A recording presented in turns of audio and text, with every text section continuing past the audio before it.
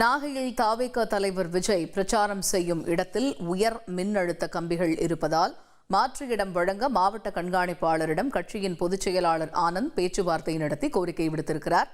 நாகை புத்தூர் ரவுண்டானாவில் உள்ள மின் கம்பிகளால் தொண்டர்களுக்கு ஆபத்து ஏற்படும் எனவும் மாற்று இடம் கேட்பதாகவும் தெரிவிக்கப்பட்டிருக்கிறது.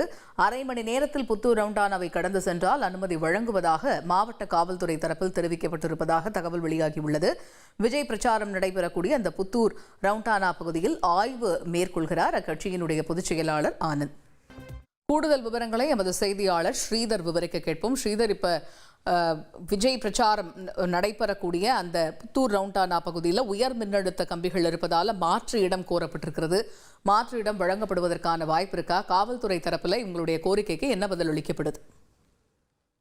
தமிழக வெற்றி கழக தலைவர் விஜய் வரும் சனிக்கிழமை, அதாவது 20ஆம் தேதி நாகப்பட்டினத்தில் பிரச்சாரம் மேற்கொள்கிறார். இதற்காக அதாவது நாகை மாவட்டம் புத்தூர் ரவுண்டானாவுக்கு வரும் அவருக்கு பிரம்மாண்ட வரவேற்பு அளிக்கப்படுகிறது. அதைத் தொடர்ந்து அங்கிருந்து நாகூர் வழியாக மாவட்ட ஆட்சியர் அலுவலகம் சாலையில் சென்று பின்னர் கிழக்கு கடற்கரை சாலை வழியாக அவர் அந்த கேரவன் வேனில் பயணித்து பிரச்சாரம் நடைபெற உள்ள புத்தூர் ரவுண்டானாவிற்கு செல்ல இருக்கிறார். அந்த இடத்தை தான் அதாவது தாவேகா மாவட்ட கழக செயலர் சுகுமாரன் தேர்வு செய்து நாகை மாவட்ட காவல் கண்காணிப்பாளர் செல்வகுமாரிடம் அனுமதி கேட்டிருந்தார். அதற்கு அனுமதி அளிக்கப்பட்டிருந்தது. இந்த இடத்தில் தான் விஜய் பிரச்சாரம் மேற்கொள்ள இருந்த சூழ்நிலையில் இந்த இடம் சரியான தொண்டர்கள் நின்று விஜயின் பேச்சை கேட்க ஏதுவாக இருக்குமா என்பது குறித்து இன்றைக்கு அதாவது தாவேகா பொதுச் செயலாளர் என் ஆனந்த் அந்த இடத்தை பார்வையிட்டார். தொடர்ந்து அந்த பகுதியில் 3 உயர் மின்னழுத்த கம்பிகள் செல்வதால்